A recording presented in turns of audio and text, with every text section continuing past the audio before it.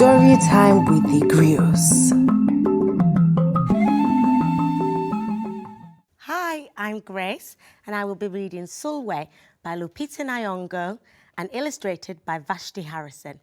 Now, Lupita Nyong'o is an award-winning Kenyan actress who has starred in films like Black Panther and 12 Years a Slave, and this is her story.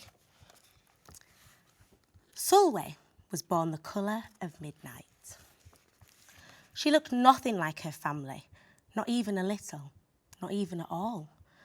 Mama was the colour of dawn, Baba was the colour of dusk, and Mitch, her sister, was the colour of the high moon. Hardly anyone at school looked like Sulwe either. People gave her sister, Mitch, pet names like Sunshine, Ray and Beauty. People gave Sulwe names like Blackie, Darky and Night. Sulwe felt hurt every time, so she hid away while her sister made lots of friends. Sulwe dreamed of being the same colour as her sister.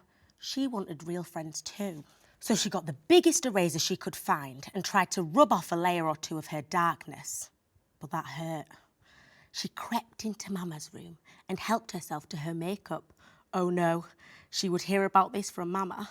Sulwe decided to work from the inside out and only ate the lightest and brightest foods. With a stomachache, she went to bed early and turned to God for a miracle. Dear Lord, why do I look like midnight when my mother looks like dawn? Please make me as fair as the parents I am from. I want to be beautiful, not just pretend. I want to have daylight. I want to have friends. If you hear me, my Lord, and would like to comply, may I wake up as bright as the sun in the sky. Amen. When Mama came in to wake her for school the next morning, Sulwe rose to find not a trace of daylight in her midnight skin. Sulwe told Mama everything. Mama asked, "What is your name?" "Sulwe," she muttered. "And what does it mean?" "Star," Sulwe whispered. "Brightness is not in your skin, my love. Brightness is just who you are. As for beauty," Mama said, rubbing Sulwe's stomach, the way she always did to comfort her, "you are beautiful." Sulwe sighed. "Well, you are beautiful to me, and you can't rely on what you look like to make you feel beautiful, my sweet. Real beauty comes from your mind and your heart. It begins with how you see yourself, not how others see you. Now you get up and out you go."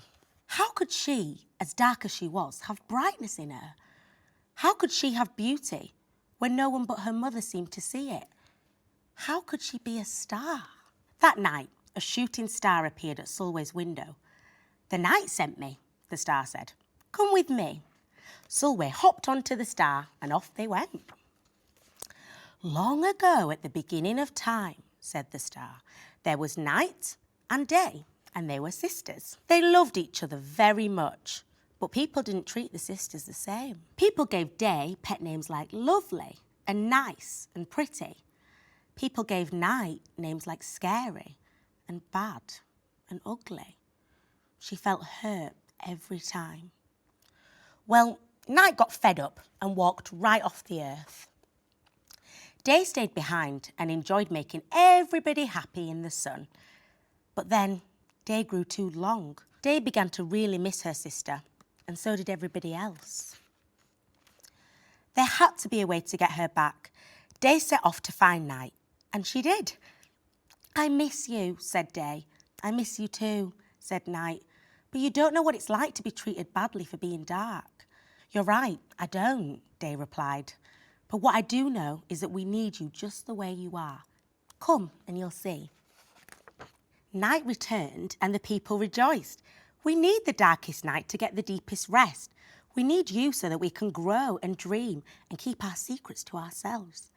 The stars chimed in. "Brightness isn't just for daylight. Light comes in all colours, and some light can only be seen in the dark." While day had a golden glow, with night everything had a silver sheen, elegant and fine. Day told her sister, "When you are darkest is when you are most beautiful. It's when you are most you." Could it be that night did not need to change? Not even a little, not even at all. Now that night and day were back together, a little bit of night returned to day in the form of shadows, and a little bit of day returned to night in the form of moonlight. They were inseparable from that moment on and promised to celebrate the brightness in each other whether people chose to see it or not. You see, the star explained, we need them both on their sunniest day and their darkest night, and every shade in between. Together they make the world we know, light and dark, strong and beautiful. Sulwe rose the next morning beaming. There would be no hiding anymore. She belonged out in the world, dark and beautiful, bright and strong. And if she ever needed a reminder of her brightness, she could look up to the sky on the darkest night and see it for herself. Sulwe felt beautiful, inside and out. Now, the author, Lupita Nyong'o, has inspired the character of Sulwe by her own childhood experiences, and this is her notes at the end of the book. Much like Sulwe, I got teased and taunted about my night-shaded skin. I prayed to God that I would wake up with paler skin. I tried all sorts of things to lighten my complexion.